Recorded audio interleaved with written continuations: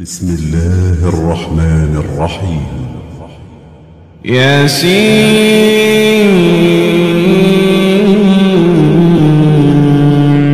والقرآن الحكيم إنك لمن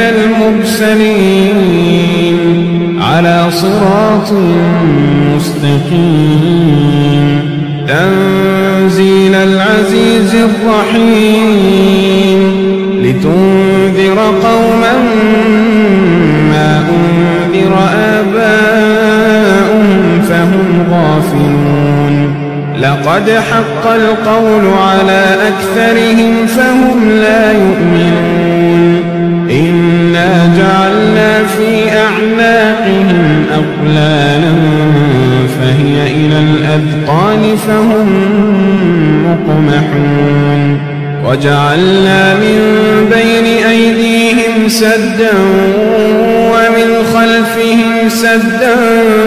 فأغشيناهم فهم لا يبصرون وسواء عليهم أأنذرتهم أم لم تنذرهم لا يؤمنون إنما تنذر من اتبع الذكر وخشي الرحمن بالغيب فبشره بمغفرة وأجر كريم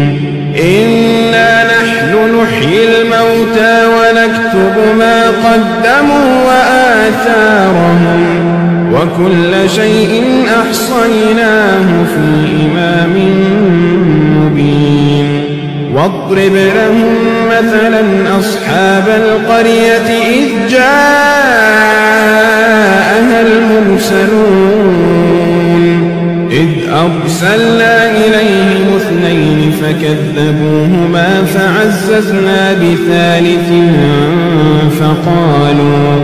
فقالوا إنا إليكم مرسلون قالوا ما أنتم إلا بشر مثلنا أنزل الرحمن من شيء إن أنتم إلا تكذبون قالوا ربنا يعلم إنا إليكم لمرسلون وما علينا إلا البلاغ المبين قالوا إنا تطيرنا بكم لئن لم تنتهوا لنرجمنكم وليمسنكم منا عذاب أليم قالوا طائركم معكم أئن ذكرتم بل أنتم قوم مسرفون وجاء من أقصى المدينة رجل يسعى قال